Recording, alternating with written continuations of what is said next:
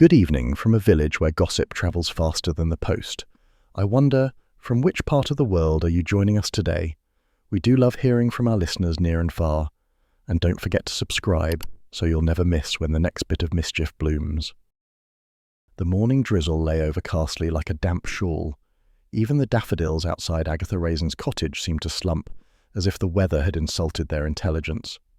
Agatha, wrapped in a tartan dressing gown and armed with a wooden spoon, was standing in her kitchen with the grim determination of a woman who had decided that domestic achievement was merely a question of willpower. The Aga glowed red, the air was heavy with steam and citrus, and her latest batch of marmalade bubbled ominously in the pan. It was meant to be a simple task. How hard could it be to boil oranges and sugar? But her first attempt had burnt to a tarry crust, and the second had erupted like Vesuvius, leaving the walls stippled with sticky amber flecks. "You are not going to beat me," Agatha muttered at the saucepan. The saucepan, unimpressed, began to hiss. She stirred furiously.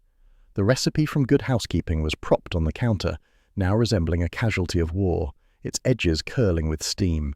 The kitchen smelled of bitterness and pride in equal measure. Just as she was testing a drop on a saucer, she'd read somewhere that this was the set test.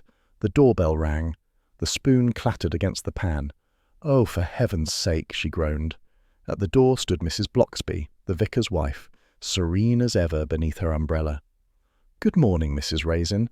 I hope I'm not intruding on anything too volatile." "Volatile is the word," Agatha said, waving her sticky spoon. "I'm making marmalade." "How ambitious!" Mrs. Bloxby's eyes twinkled. "Is this for the breakfast fair competition?" "Of course. I'm not letting that smug woman win again. You know, Mrs. Comber, the one who thinks a church bazaar is an Olympic event." "Ah, yes. She did take last year's ribbon rather seriously." "She's had it on display in her window ever since," Agatha said darkly, "and she winked at me in the co-op. Winked. Well, not this year. This year she's going down." Mrs. Bloxby tactfully examined the kitchen. "I'm sure she will, dear, provided the health and safety inspectors don't get to you first." Agatha sighed, then brightened. "Would you like to taste?" "Perhaps once it's cooled," Mrs. Bloxby said diplomatically, glancing at the charred remains of a saucepan in the sink. "And do remember to sterilize your jars. That's the trick, you know. People so often forget." "Sterilize, right? Of course," said Agatha, mentally filing it under things other people remember. When Mrs. Bloxby left, the drizzle had turned to a steadier rain. Agatha bottled her third attempt with all the ceremony of a christening. The kitchen looked as though a very small, very determined explosion had taken place, but the jars gleamed on the counter. 6 of them, amber as trapped sunlight. She held one up critically. "Perfect," she declared. "Practically professional." The telephone shrilled. "Roy Silver," came the voice, bright and nasal as a car horn. "Darling, I've just heard. You're doing domesticity. Is this a breakdown or a rebrand?" "Neither," said Agatha, wiping her hands. "It's a competition." "Oh, marvellous. We'll market you as Agatha Raisin Cotswold Chic. You in an apron, holding a whisk. Sort of Nigella meets noir." "I'm making marmalade, not a spectacle." "Same thing in your case. I could send a photographer." "Don't you dare," Agatha snapped, but she was smiling. "Anyway, I'm rather proud of it. Mrs. Comber's going to eat her heart out." "Better make sure it's only her heart," Roy said cheerfully, then hung up. By mid-afternoon, Agatha had changed into her smartest tweed coat and driven through the drizzle to the vicarage hall. The competition tables were set up under bunting and fluorescent light, each entry neatly labelled.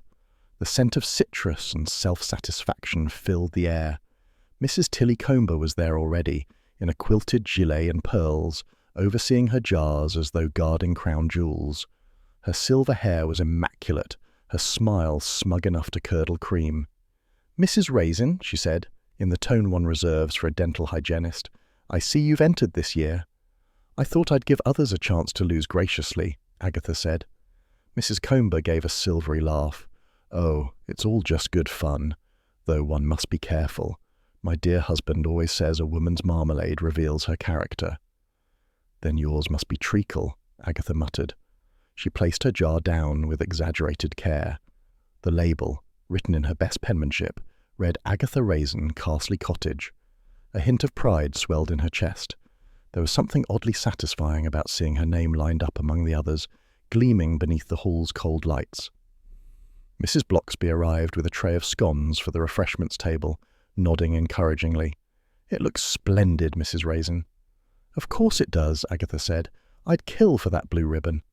It was an offhand remark, tossed with the careless bravado that often got her into trouble. Mrs. Blocksby's eyebrows lifted slightly. "Let's hope it doesn't come to that," she murmured. Later that evening, Carsely lay under a soft drizzle again. The fair's entries were locked in the vicarage kitchen, awaiting the next morning's judging. Agatha treated herself to a glass of wine and admired her own handiwork on the shelf. She felt virtuous, creative, even domestic, which was an unsettling novelty. She wondered vaguely if Charles might be impressed by her new culinary skill. Probably not, he'd only tease. Still, there was satisfaction in imagining his lazy grin when she told him she'd beaten the village's reigning queen of preserves. Outside, the church clock struck 10. Agatha rinsed her glass and went to bed with a smug smile.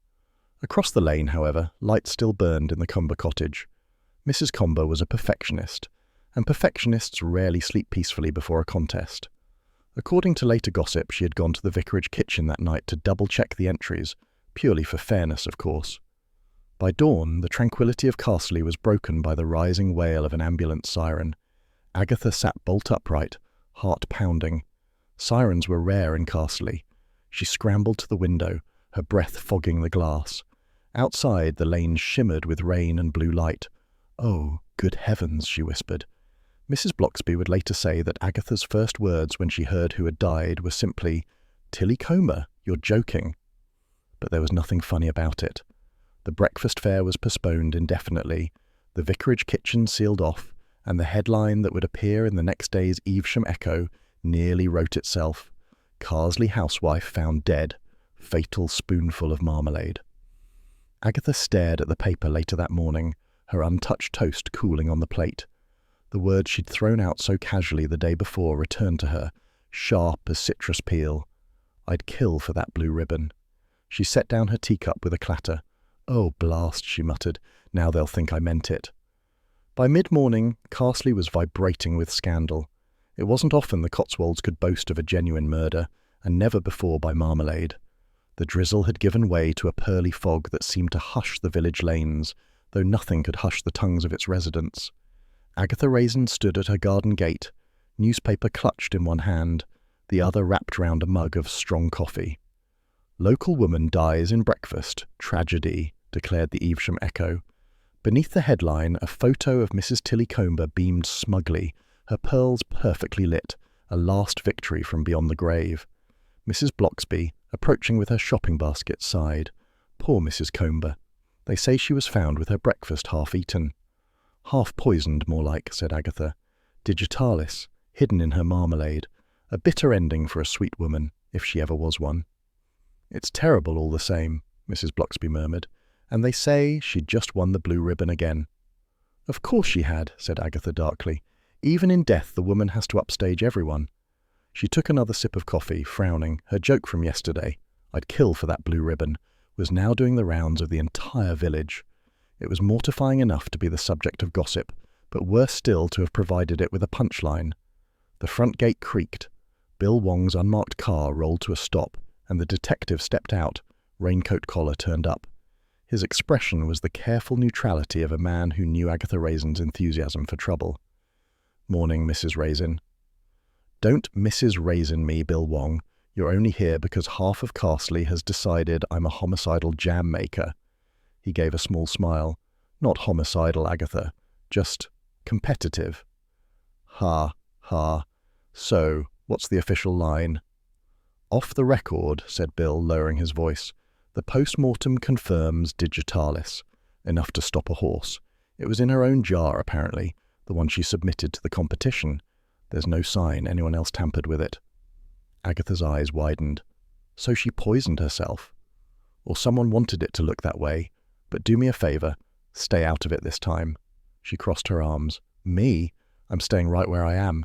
I've got far too much to do to be chasing criminals." "Good," said Bill, "because half the parish council is already asking questions about your little 'I'd kill for that ribbon' remark." Agatha groaned. "Oh, for heaven's sake.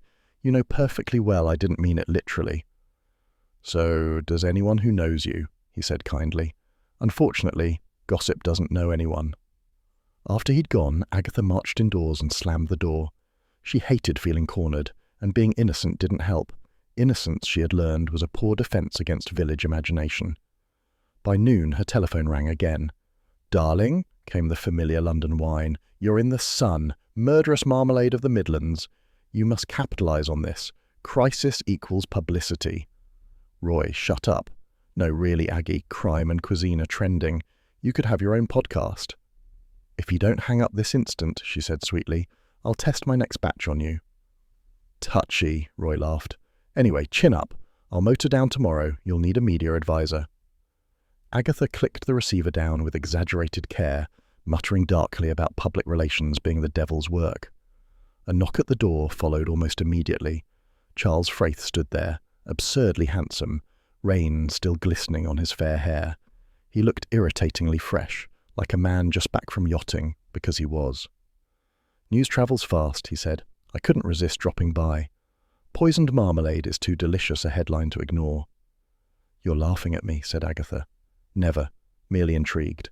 You've always had a knack for improving local life by stirring it vigorously." She scowled.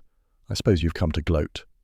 "To offer moral support, and perhaps practical distraction, a drive, lunch, anything to take your mind off being the village suspect."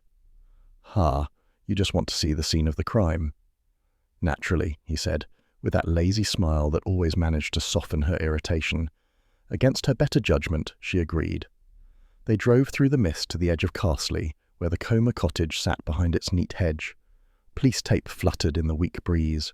A constable stood guard, looking as bored as a man guarding jam could look.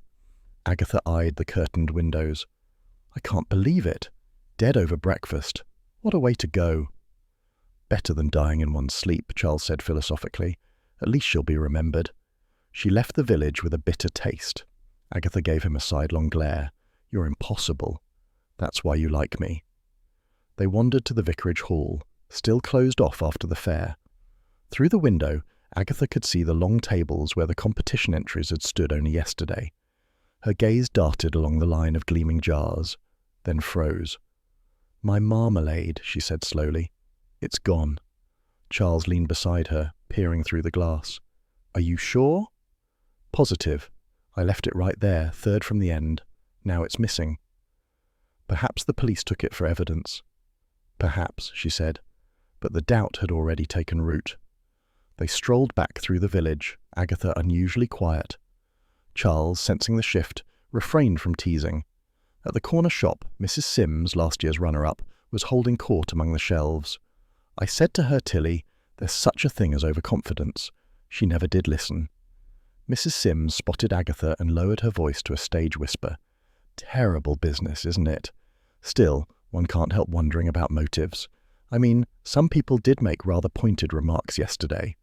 Agatha's smile was pure frost. "And some people can't resist twisting the knife before the body's cold." Mrs. Sims sniffed. "I'm only saying what everyone's thinking." "Then everyone needs a new hobby," Agatha retorted, sweeping out. Back home, the drizzle returned. Agatha sat at her kitchen table, tapping her nails on the wood. The room smelled faintly of oranges and soap, a scent now forever tainted. "Someone's framing me," she said aloud. "Or testing your temper," came Charles's voice from the doorway. He had made himself comfortable naturally. "So what's the plan, detective?" "Find out who benefits from Tilly's death. Her husband, perhaps. He seemed curiously calm when I saw him at the fair." "Some men express grief differently," Charles said, "and some not at all." "He's a miser," Agatha said, always watching her spend his money on charity raffles. She mentioned she'd bought new preserves equipment last week, fancy stuff from Gloucester. Maybe he didn't approve. Or maybe Mrs. Sims decided to even the score. "She's too obvious," Agatha said, though not entirely convinced.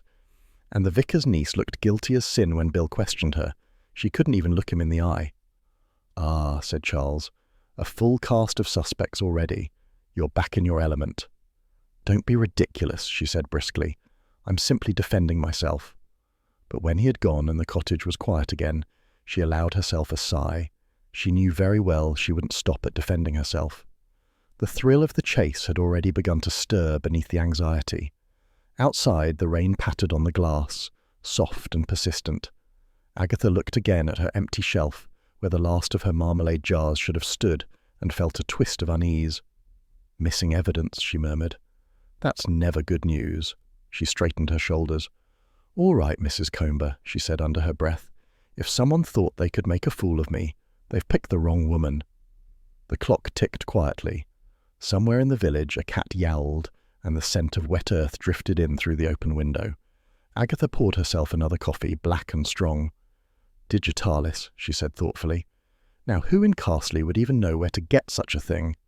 Her eyes flicked to the window, where Mrs. Sims was passing by again, pausing just long enough to peer at her cottage before moving on. Agatha smiled grimly. "Keep looking, dear," she murmured. "You'll see me looking right back." The drizzle that had hung over Carsely all week had turned the village to a damp watercolour, blurred edges, muted tones, and everyone looking slightly smudged around the spirit. Agatha Raisin, wrapped in her leopard print raincoat, stomped into the Red Lion, determined to project composure.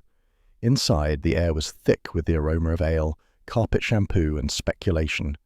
The Women's Society had colonized the corner table like a council of inquisitors. As Agatha approached the bar, she could feel their glances pricking at her back like pins. "Morning, Mrs. Raisin," called Doris Simpson, a plump woman with a smile that managed to be both sweet and sly. "How's your marmalade business holding up?" Agatha gave a bright, false laugh. "Still alive, Doris, unlike some people's." A collective intake of breath fluttered through the room. Even the landlord, wiping glasses, looked up briefly before pretending deep concentration on his towel. Mrs. Harris leaned forward, voice syrupy with false concern. "It must be awful, dear, being involved.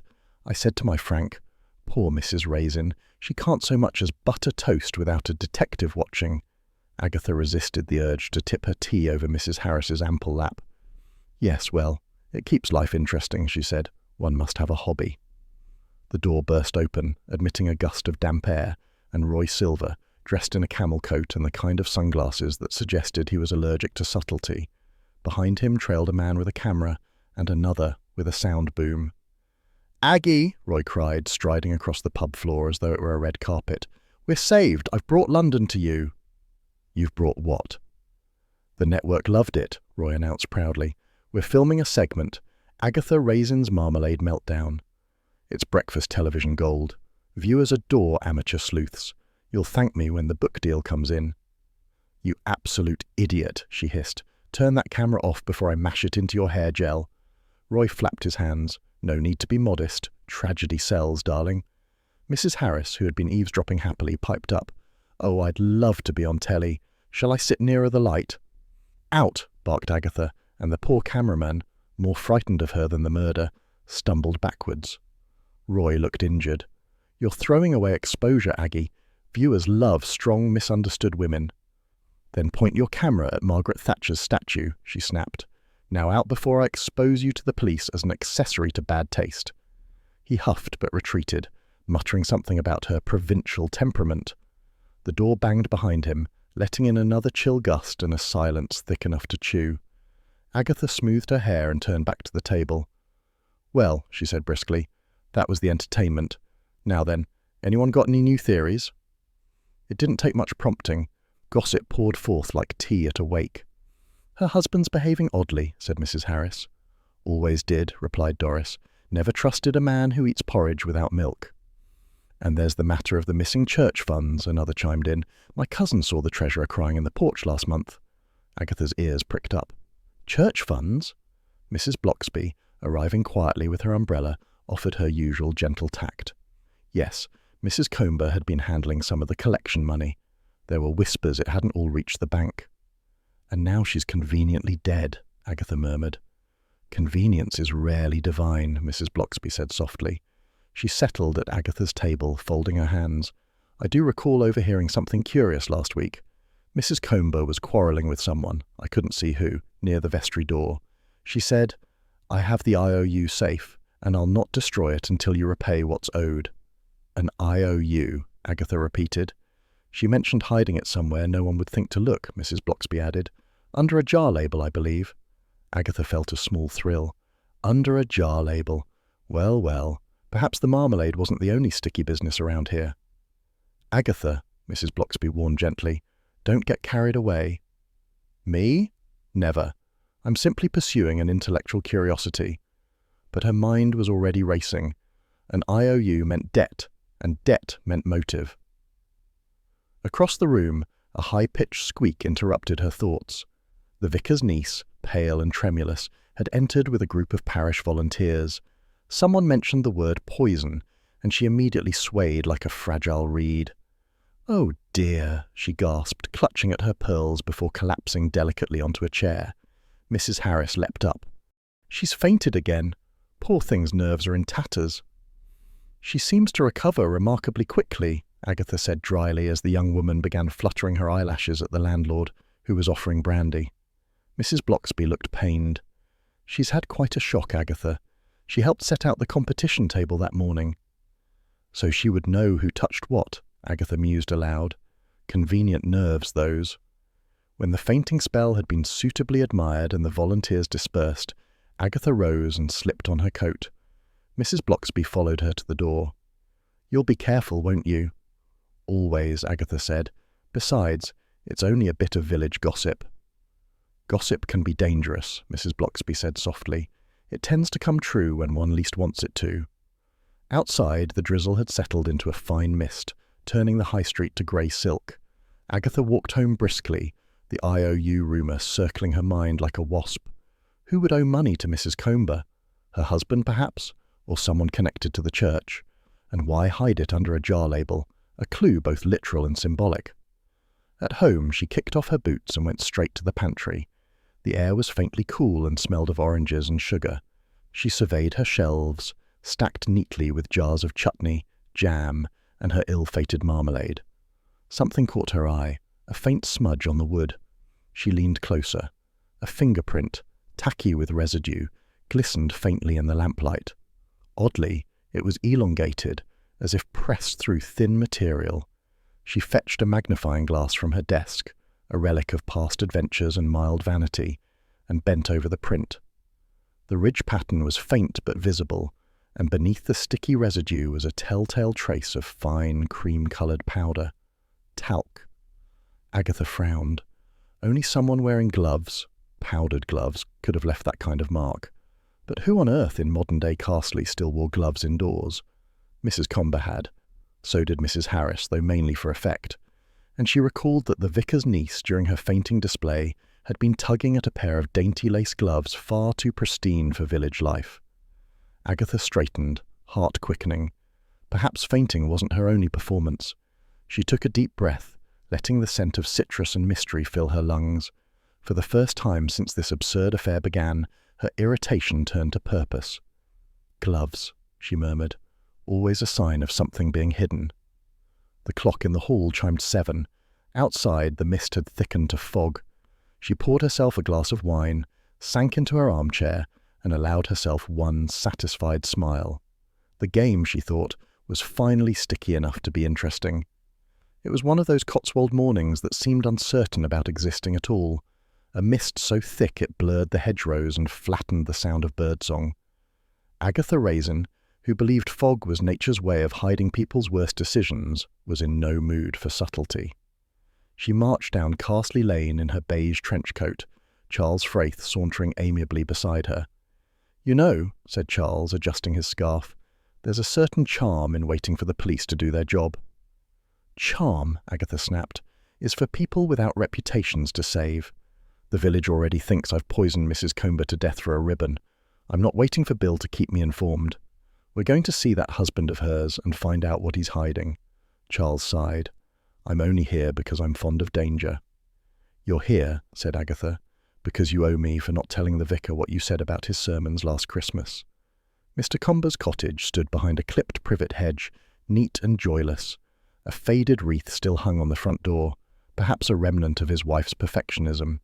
The widower himself opened the door after a moment, grey-haired and hollow-eyed, but not, Agatha thought, the picture of grief. "Mrs. Raisin," he said, his voice polite and distant, "you've come about the marmalade, I suppose." "The murder, actually," said Agatha brightly. He blinked. "Ah, well, that too." Inside, the sitting room smelt faintly of polish and loneliness. A row of trophies gleamed on the mantelpiece, silver cups, all labelled Best Preserve or Community Baking. Agatha wondered if he'd cleaned them as therapy or ritual. "Lovely collection," she said. "Tilly's," he replied. "She liked to win. Couldn't bear to lose, even at whist. I used to joke that if she'd been born a man, she'd have run a bank." "And yet she was the village's darling," said Agatha. He smiled without warmth. "Too perfect, you see. Never missed a church service, always had a casserole for the bereaved. People like that make enemies, Mrs. Raisin. Not that you'd know." Agatha's brows shot up. "Oh, I know all about enemies, Mr. Comber. What I'd like to know is where you were on the night your wife died." "Polishing trophies in the shed," he said immediately. "How very industrious," murmured Charles. "At midnight?" "I couldn't sleep," Comber replied. "It calms me. Metalwork is honest work." Agatha exchanged a glance with Charles. The answer was too neat, too rehearsed. "You must have loved her dearly," she said softly. He hesitated. "Love and peace aren't always the same thing, Mrs. Raisin. Sometimes one dies before the other." It was the kind of remark that might have sounded profound to someone else, but to Agatha it reeked of self-justification. She thanked him curtly and left, dragging Charles behind her. Outside, she exhaled sharply. "Did you hear him? Metalwork is honest work." Honestly, if he were any guiltier, he'd hand out leaflets. Charles grinned. "You're in fine form this morning. What next, Inspector Raisin?" "Next," she declared, "we do a bit of laboratory analysis." Charles groaned. "Oh, Lord, you're not going to start boiling jam again." "Marmalade," said Agatha crisply. "And yes, I am. If the poison was hidden in her batch, I want to know how." Back at her cottage, the kitchen looked like the set of an apocalyptic cooking show. Jars, spoons, and labels were scattered across every surface. Agatha had assembled several samples. Her own, Mrs. Comber's surviving jar, acquired through persuasive charm and a borrowed screwdriver from Bill Wong, and a few store-bought brands for comparison. "We shall proceed scientifically," she announced. "That's what you said before the smoke alarm incident," said Charles, leaning on the doorframe. Agatha ignored him, spooning out portions into small saucers. "Colour, texture, scent," she murmured. "This one's cloudy, too much pith. That one's too bright, probably overboiled sugar. Mrs. Comber's—" She stopped. The aroma from the coma jar was faintly floral, oddly medicinal. "Smell that," she ordered. Charles sniffed. "Smells like a chemist's counter." "Exactly. Digitalis, morphine, something. Bill said digitalis, but perhaps there was more." "You're sure you don't just want another headline?" Before Agatha could retort, a furry shape darted between her feet. "Oh no," she cried, "not now." The village stray, a sleek, opportunistic tabby, had decided to investigate. In one graceful leap, he landed on the counter and began enthusiastically licking one of the saucers. "Shoo!" Agatha shouted, lunging with a tea towel. "That's evidence," Charles laughed helplessly. "Don't worry, he's only after your sample. Even cats know better than to eat competition marmalade." Agatha managed to rescue the dish, though not before the cat had left a trail of paw prints across the countertop. "That cat," she fumed, "has ruined more cases than the Crown Prosecution Service." "At least he's not dead," Charles said cheerfully. "That's your control sample sorted." She glared but couldn't suppress a reluctant smile. "Get out before I test you next." That afternoon, Bill Wong called round, looking weary. "Agatha," he said, taking a seat at her kitchen table. "I shouldn't tell you this, but the lab found traces of morphine in the remains. Someone tampered with the marmalade more than once." "Multiple poisons?" "It looks that way. Either two people wanted her dead, or one didn't know what they were doing." "My money's on both," said Agatha. "Please," said Bill, rubbing his temples, "do not get involved. You're already the village scapegoat." "Then I might as well make myself useful," she said sweetly. Bill gave her a long look, the kind of patient despair he reserved especially for her. "Just don't go accusing anyone publicly. We've enough chaos without your amateur press conferences." "Ha," said Agatha. "I'll be subtle." Agatha wasn't done. Her eyes had caught something near the teapot, a jar she'd placed for symmetry, its label curling slightly from the steam. Bill sighed. "That'll be the day." As soon as he'd gone, Charles returned with a bottle of wine and his usual air of amused detachment. "I've just had lunch with Roy," he said. He's convinced the vicar's niece and Mr. Comber are having a torrid affair. Claims he saw them at a tea room in Broadway, whispering over scones. Rubbish, said Agatha, though her curiosity twitched. Still, an interesting pairing. Roy never lies, Charles said with mock solemnity.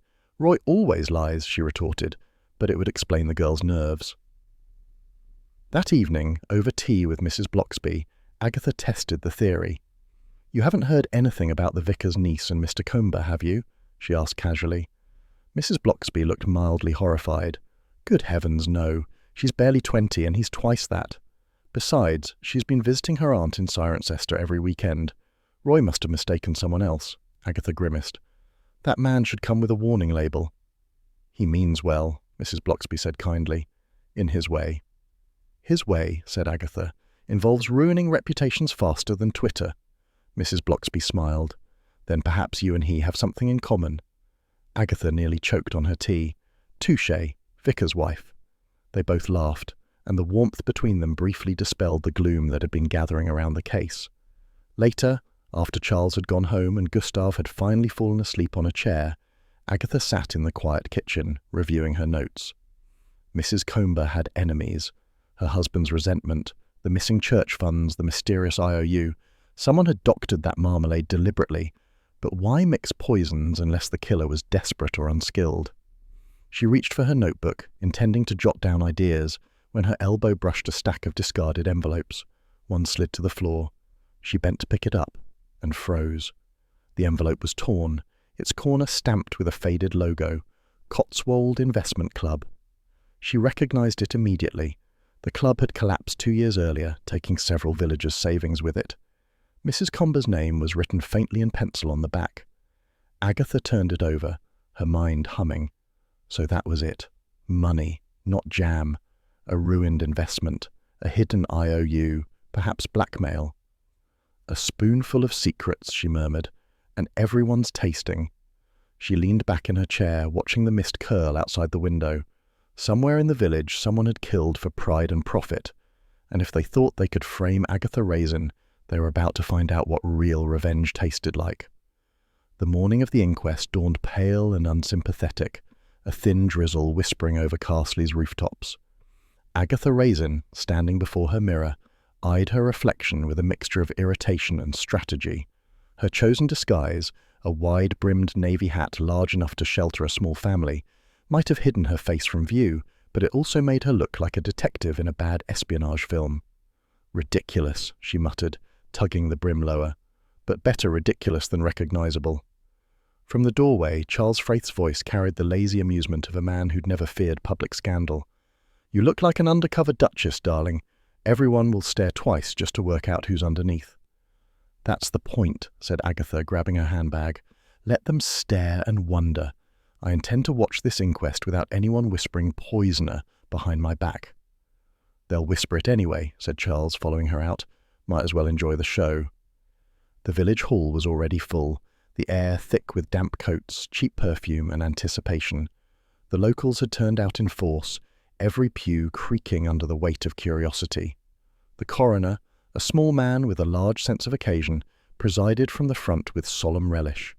Agatha slipped into a seat near the back, Charles beside her. The brim of her hat bumped against the head of the woman in front. Sorry, Agatha whispered. The woman turned, Mrs. Harris naturally.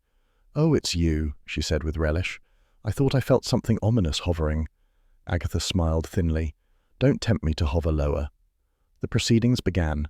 Witness after witness shuffled forward, giving their statements. The village doctor droned on about toxicology reports. The vicar's niece sobbed prettily about how tragic and sudden it had all been, and the coroner nodded, with the theatrical gravity of a man playing to an audience. Then came the turn of the vicar's niece again, this time under oath. She dabbed delicately at her eyes with a lace handkerchief. I saw Mrs. Raisin arguing with poor Mrs. Comber near the competition table, she declared tremulously. It was quite heated. I heard her say something about serving her right. The room buzzed. Agatha's spine stiffened. Charles leaned over. You might want to smile, darling. You look guilty of something. Agatha hissed, I am guilty of wanting to throttle her right now. The coroner peered over his spectacles. Mrs. Raisin, you'll have an opportunity to speak later, but please refrain from commentary. Agatha forced a tight smile. Wouldn't dream of it. Roy Silver was called next, sweeping in like a man entering a stage rather than a courtroom. His scarf was neon, his grin media-ready. "Mr. Silver," the coroner began, "you were reportedly filming during the event?" "Absolutely," said Roy, crossing his legs. "I was capturing the rustic charm for a possible segment on Agatha Raisin's Cotswold comeback." "And did you record Mrs. Raisin arguing with the deceased?" Roy blinked innocently. "Heavens, no. Agatha was charm itself, the very picture of British restraint." A murmur of amusement rippled through the room. "Do you still have the footage?" asked the coroner. Roy's expression faltered. Well, funny thing that. The memory card went missing." "Missing?" "Vanished. Like jam at a WIT. I left it on my desk and poof, gone. It's tragic.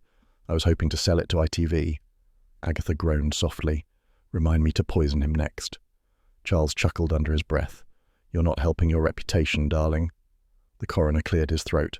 "In summary, then, Mrs. Tilly Comber met her death through ingestion of digitalis, likely hidden within her marmalade. The manner of introduction remains uncertain, but evidence suggests deliberate tampering." A hush fell. The coroner's gaze swept the room. "There are also indications of premeditation disguised as culinary accident. We must consider whether Mrs. Comber was the intended victim or whether another jar was meant to be consumed by someone else." Agatha felt heat rising to her cheeks. Every head seemed to turn in her direction. "Well," murmured Charles, "at least you're getting attention." "Oh, shut up," she whispered. After what felt like an eternity, the coroner adjourned the hearing pending further investigation. The crowd broke into buzzing clusters. Agatha stood, head high despite the hat drooping precariously to one side. Outside, the drizzle had thickened, puddles reflecting the grim faces of those exiting the hall.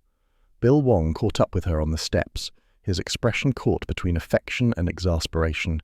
"You couldn't resist coming, could you?" "It's called civic interest," Agatha said crisply, "and if I hadn't come, they'd have said I was hiding something." "They'll say that anyway." "Yes, but at least I got to glare at the vicar's niece in person." Bill gave a wry smile. "Try not to make it so obvious next time. You looked ready to lunge across the aisle."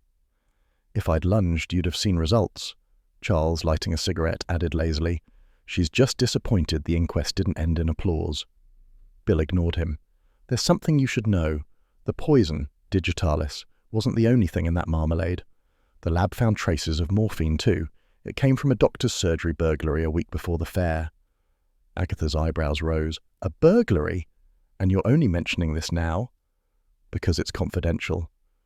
"So, you're telling me anyway?" "Because I know you'll find out on your own," Bill said with weary logic. "The surgery belongs to Dr. Felton. He's been distraught ever since. Lost a whole vial of morphine. Says he suspects a local youth." "Or a local housewife," Agatha said. "One with a sweet tooth and a grudge." "Felton's harmless," said Bill. "Too mild to harm a fly." "That's what they said about Jeffrey Dahmer," Agatha retorted. "Agatha?" "Well, it's true. The mild ones are always the most dangerous." Bill sighed. "Just don't go charging in to interrogate him. I'm serious this time." She gave him her most innocent look. "Who? Me?" "Yes, you." Charles flicked ash into the puddle. "Don't worry, Bill. I'll keep her on a leash." "You'd have to be Hercules," Bill muttered, and left them to the rain. They walked to Agatha's car, the mist curling around them like gossip made visible. Charles leaned against the bonnet, studying her. "You're thinking about that doctor." "I'm thinking about everyone. The husband's too calm, the vicar's niece too theatrical, and now we've got a doctor with missing drugs and a conveniently tragic expression." "You suspect everyone equally. It's very democratic of you." "One of them poisoned that woman, Charles, and I intend to find out who. I won't have my name dragged through the mud by a bunch of hypocrites who can't boil an egg without supervision." "You do realize that by staying out of it, you're about to interrogate a doctor?" "Exactly," said Agatha. "What could go wrong?" Dr. Felton's surgery occupied a modest Georgian building at the edge of the village. The doctor himself opened the door, a kindly man in his 50s with a sad moustache and a cardigan that looked knitted by regret. "Mrs. Raisin," he said with mild surprise, "I didn't expect you." "Few people do," said Agatha. "I'm sorry about the burglary. Must have been dreadful." "Quite," he said, ushering her in. The waiting room smelt faintly of antiseptic and chamomile tea. The police have no leads. It's most distressing. Morphine isn't something one can misplace lightly." "Indeed not. And Mrs. Comber, did you know her well?" A pause. His eyes flickered. "She was a patient and a friend. We shared an interest in gardening." "Gardening," said Agatha. "That's what we're calling it now." He flushed. "I beg your pardon?" Charles stepped smoothly in. "Agatha simply means you both enjoyed growing things." "Precisely," said Agatha, shooting him a glare, "though I hear she cultivated more than plants. Ever discuss marmalade recipes?" "Once or twice," he admitted. "She brought me some samples, said they soothed her nerves." "And did they?" "Not particularly." He smiled wanly. "They were too bitter." Agatha studied him. His hands trembled slightly as he poured tea, yet his gaze was steady. Something about him didn't fit the mould of villain or innocent, something quietly unresolved. When they left, Charles said, "Well, that was inconclusive." "Oh no," Agatha said. "It told me plenty. He's hiding something. The question is what, and whether it's murder or just poor taste in knitwear." That evening she sat at her desk, sorting through the mess of notes she'd accumulated, names, motives, and snippets of overheard gossip. As she gathered the papers, something fluttered out from beneath a folder, a crumpled receipt she didn't recognize. She smoothed it open. A dozen Seville oranges, Dr. Felton, dated 3 days after Mrs. Comber's death. Agatha stared at the handwriting, neat and unmistakable. "Well, Doctor," she murmured, a smile curving her lips. "You've been busy." The rain tapped softly at the window pane like applause. Rain had a talent for finding Carsely at its worst moments. It fell that morning, not in polite drizzles, but in full-blooded sheets, hammering the slate roofs until the gutters overflowed and the lanes glistened like tarnished silver. Agatha Raisin, wrapped in her trench coat and muttering darkly, was already regretting leaving the comfort of her cottage. "If God meant us to investigate murders in the rain," she grumbled, "he'd have given us better hair." Charles Fraith, ever the optimist, or perhaps merely lazy about worrying, held his umbrella over her. "You're assuming he didn't. Yours holds its shape rather well, all things considered." "Flattery won't save you if I drown," she said, splashing through a puddle towards the ivy-clad gate of Dr. Felton's cottage. They had come unannounced, which in Agatha's view was the only way to visit anyone concealing secrets. The cottage door opened a crack to reveal a wiry, elderly woman in a starched apron and the fixed glare of someone who disapproved of visitors in principle. "We're here to see Dr. Felton," said Agatha, smiling her most professional smile. "You can't," said the woman flatly. "He's gone to Bath." "For pleasure?" asked Charles. "For nerves," she said, pronouncing the word as though it were contagious. "Doctor's orders, which I suppose is convenient when one's the doctor." "When did he leave?" Agatha pressed. "Yesterday morning. Said he needed rest. I'm looking after the house till he returns. And no, you can't come in." Agatha's smile widened by a dangerous fraction. "Oh, but he'd want us to. We're friends." "The doctor doesn't have friends," said the woman crisply. "He has patients, and those he keeps at a distance. Now, good day." The door began to close, but Agatha wedged her foot in the gap. "I just need to drop something off. A little note." "Post it." "It's rather private," Charles sighed, dripping elegantly beside her. "Agatha, really?" But she was already slipping through the door with the speed and audacity of a cat burglar. "Thank you ever so much," she trilled, vanishing into the hallway. The housekeeper's sputtered protest followed them down the corridor. Agatha ignored it, peering into rooms with the efficiency of long practice. The place was neat, too neat. Everything shone, even the air seemed disinfected. "A man doesn't run off to Bath unless he's running from something," she murmured. "His housekeeper, perhaps," said Charles. They reached the study. Agatha closed the door behind them. The room smelled faintly of tobacco and orange oil polish.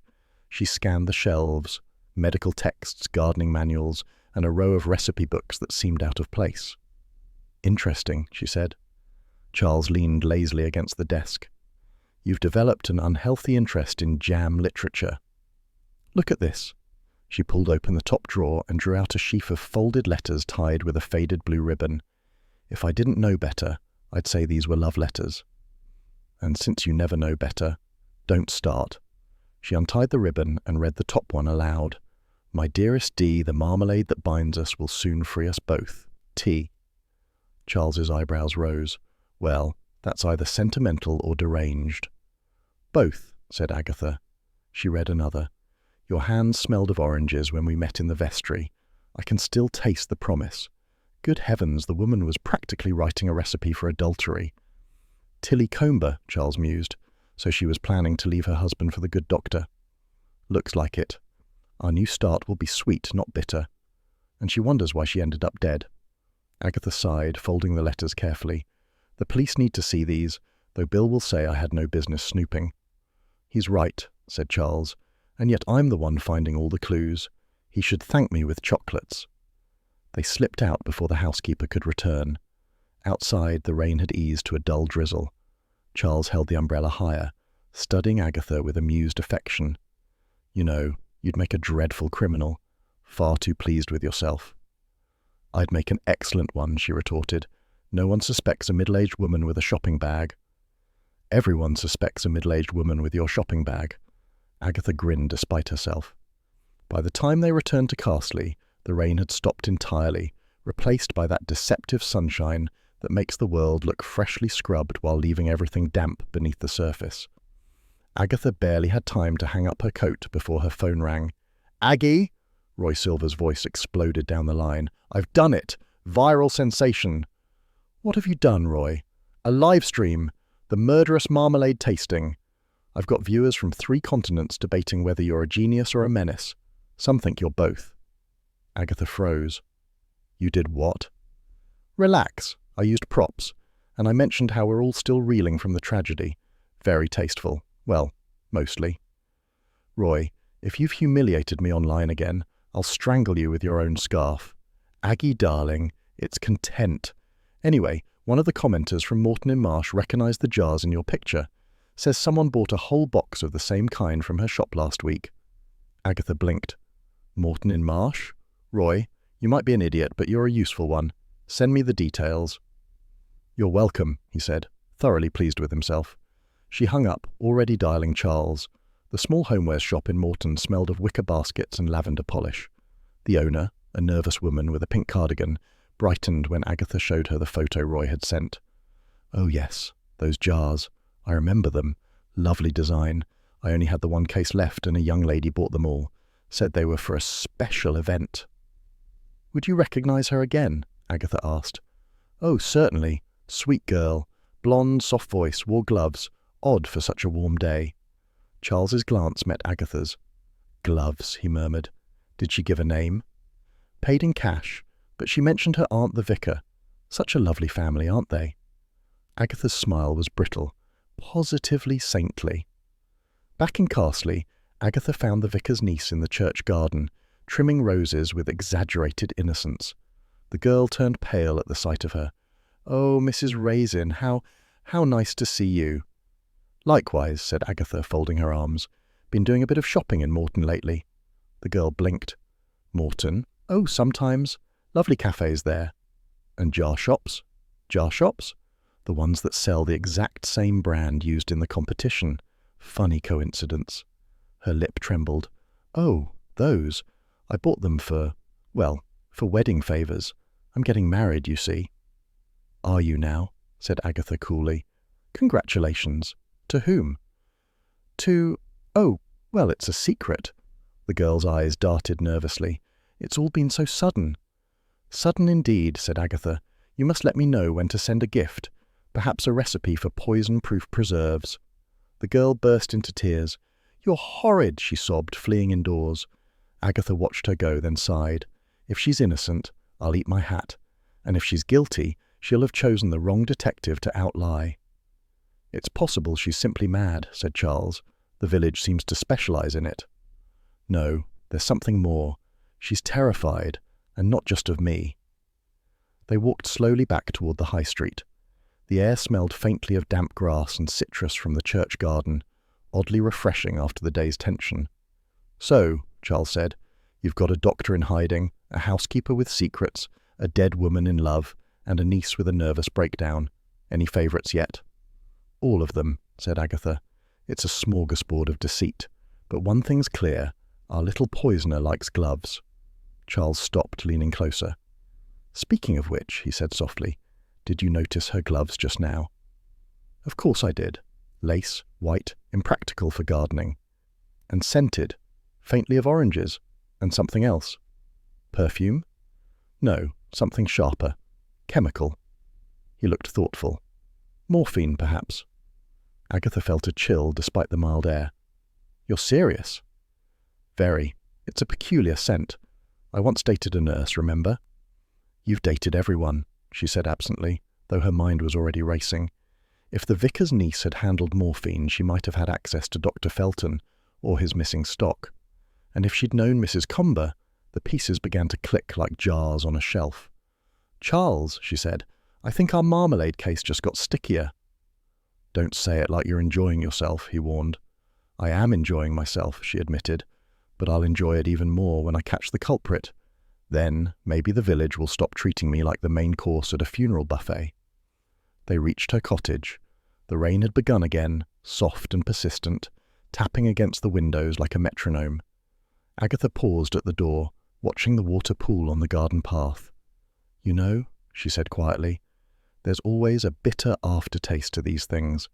People think murder happens out of passion or rage, but mostly it's pettiness, jealousy, pride, greed, all the little things we think we've tamed. You're almost philosophical, Charles said. Almost, she replied. Now come in before I ruin my shoes. You can make the tea. I'm soaked and underappreciated. The next morning dawned deceptively lovely.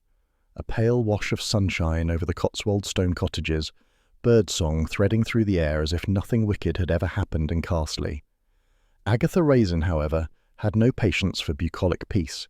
She was pacing her kitchen like a general preparing for battle.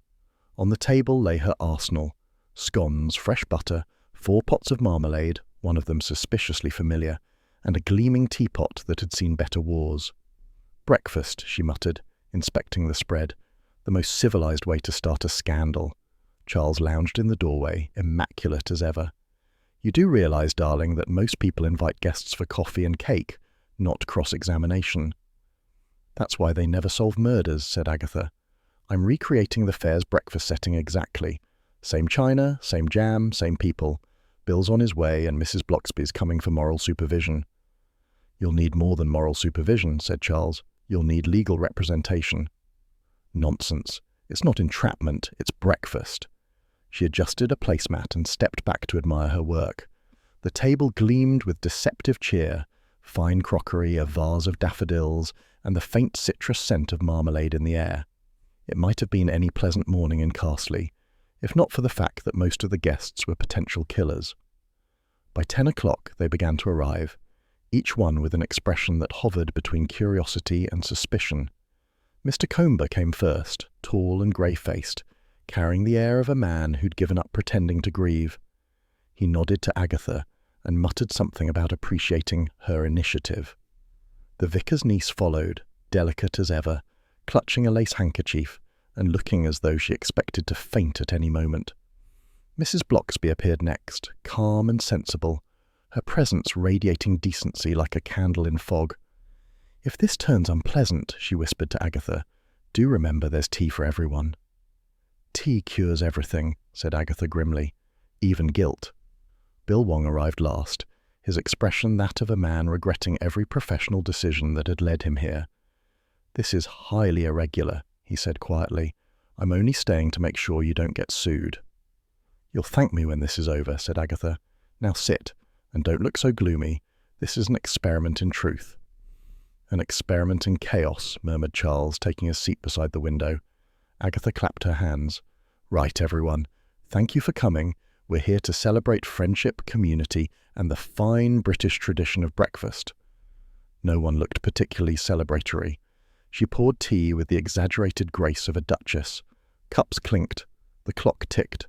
Help yourselves to marmalade, she said brightly.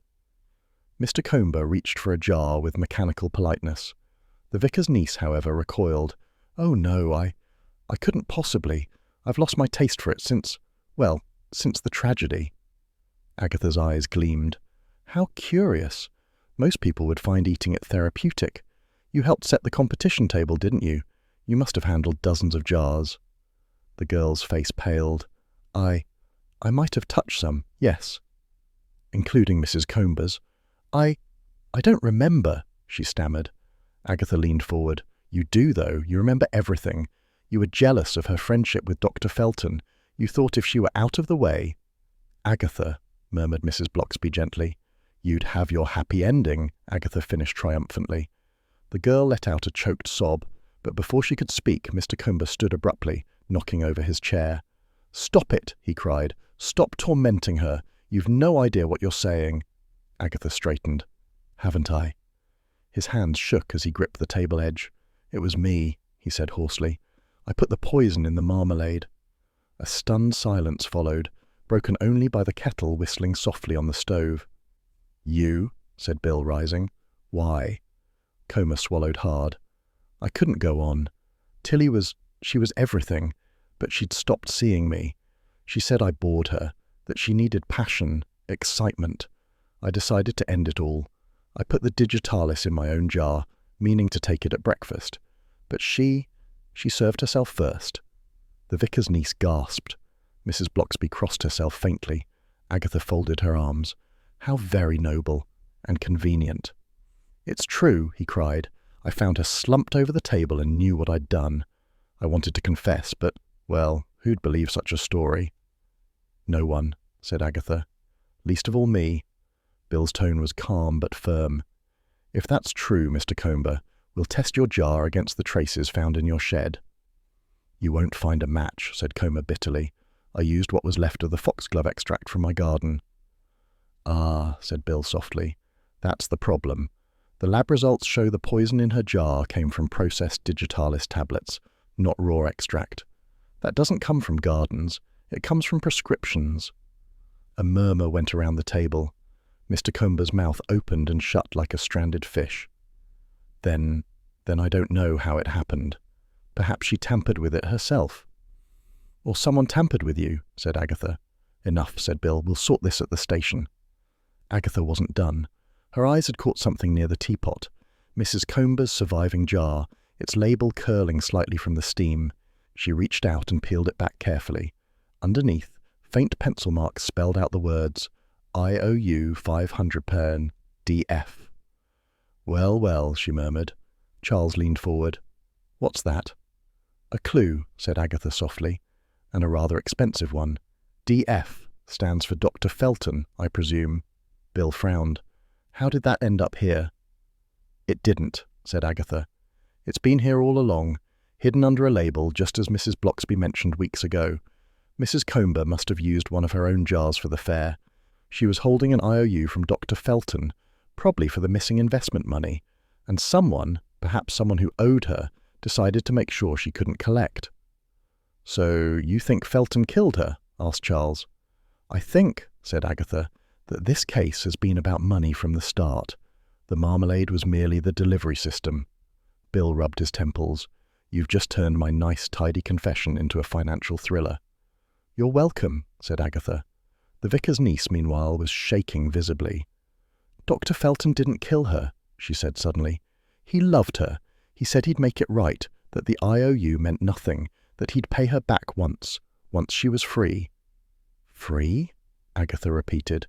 From her husband, whispered the girl. She told him she'd leave Mr. Comber, but she never did. He said if she wouldn't go through with it, he'd— She stopped, eyes wide as though realizing she'd said too much. Bill leaned forward. He'd what? I don't know, she whispered. Agatha studied her closely. The girl's hands trembled in her lap, fingers twisting the edge of her gloves. Take those off, Agatha said sharply. What? Your gloves. Take them off. The girl hesitated, then slowly peeled them away.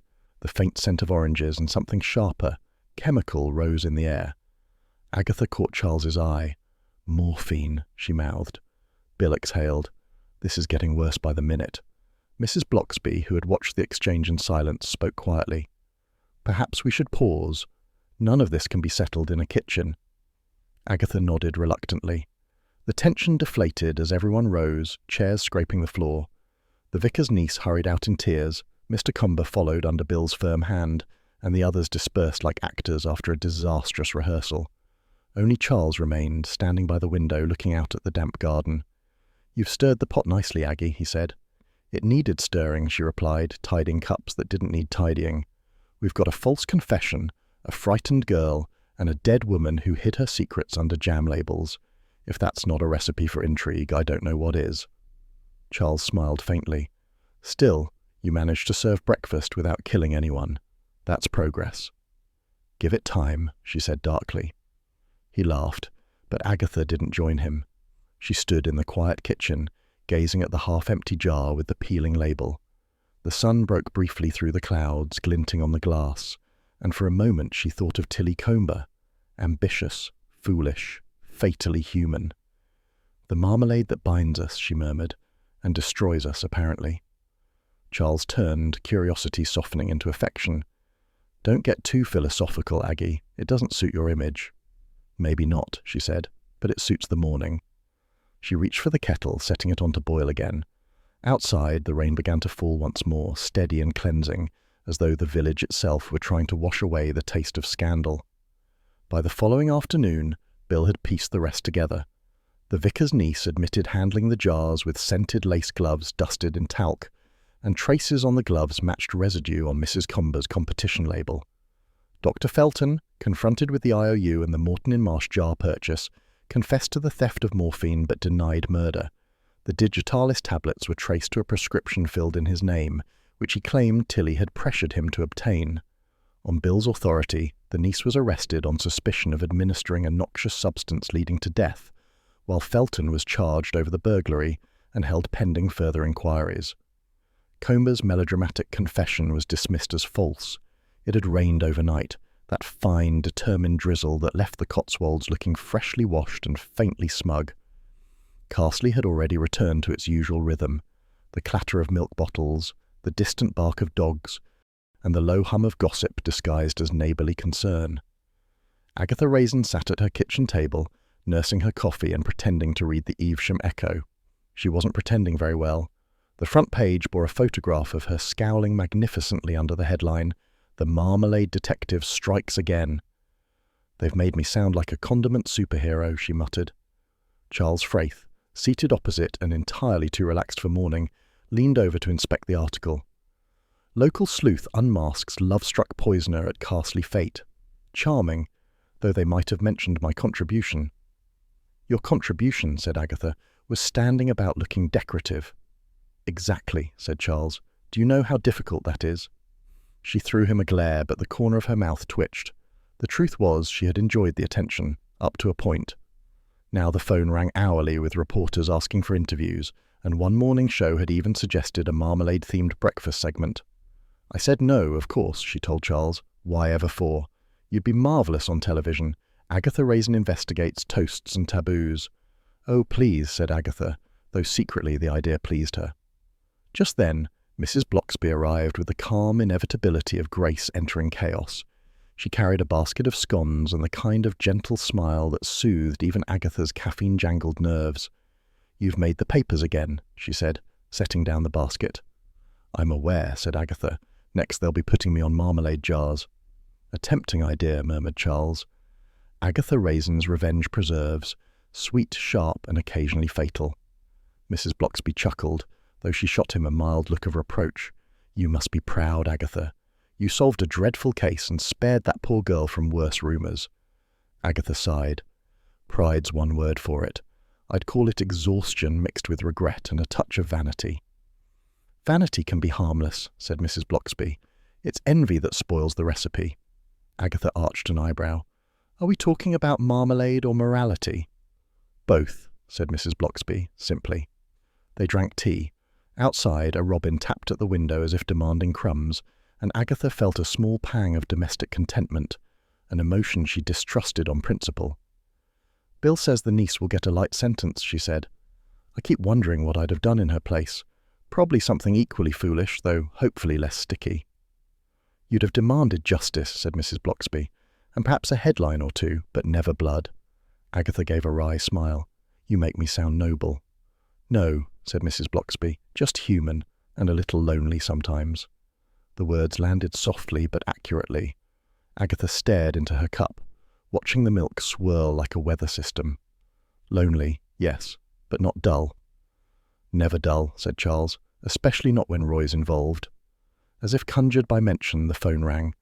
Agatha groaned. Speak of the devil, she picked up.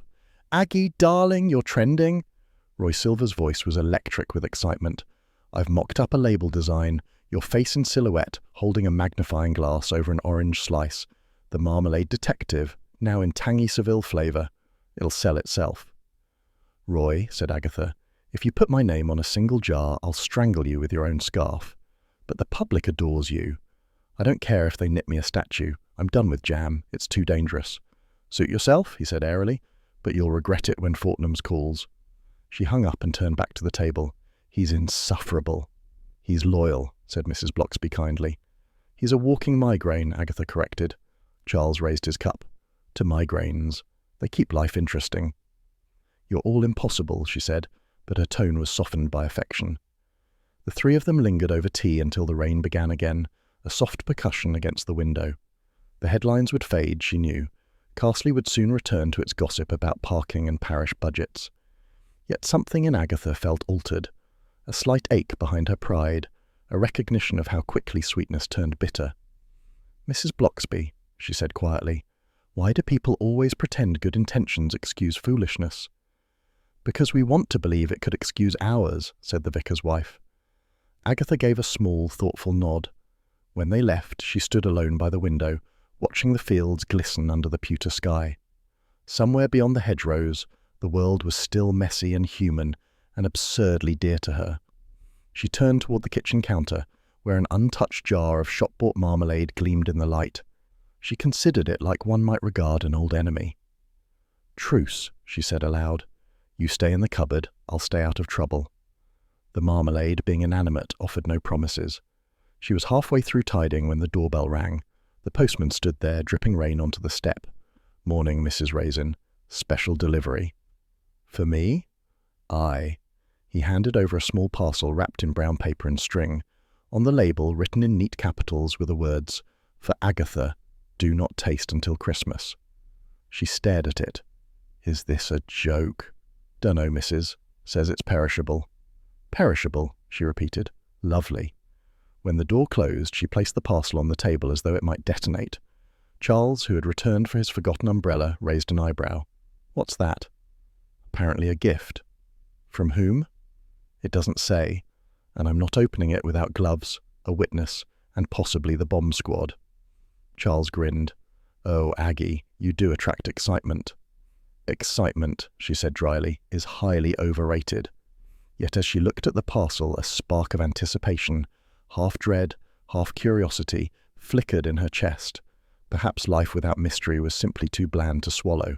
She smiled warily. Here we go again.